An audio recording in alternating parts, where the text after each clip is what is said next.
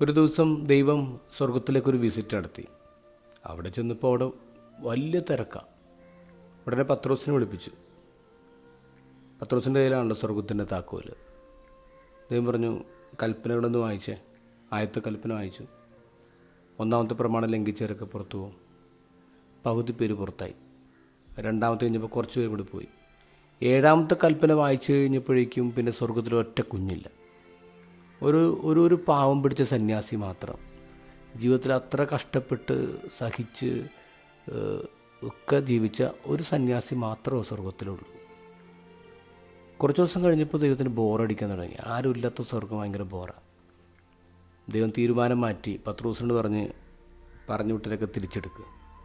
വീണ്ടും സ്വർഗത്തിൽ തിരക്കായി.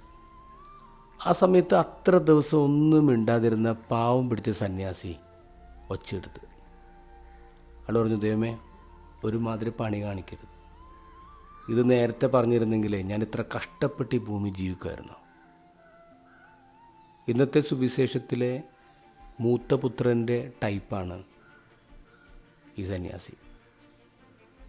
ഇളയ മകൻ വീട് വിട്ടിറങ്ങിയപ്പോൾ അവൻ്റെയും കൂടി പണിയെടുത്ത് അപ്പൻ്റെ കൂടെ നിന്ന് വിശ്വസ്തത കാണിച്ചവനാണ് ഈ മൂത്തപുത്രൻ. പക്ഷേ അപ്പനോട് അവൻ കാണിച്ചതൊക്കെ അവൻ ഡിഫൈൻ ചെയ്ത് എങ്ങനെയാണ്? എത്ര വർഷമായി ഞാൻ നിനക്ക് ദാസ്യപ്പണി ചെയ്യുന്നു. അപ്പം അപ്പനും മോനും തമ്മിലുള്ള ബന്ധം എന്താ? ഉടമസ്ഥരും അടിമയും തമ്മിലുള്ള ബന്ധമായിട്ടാണ് കണ്ടേ. അപ്പം ഇത്ര നാളവൻ കൂടെ നിന്നത് ഇഷ്ടത്തോടെയല്ല, കഷ്ടത്തോടു കൂടിയാണ്.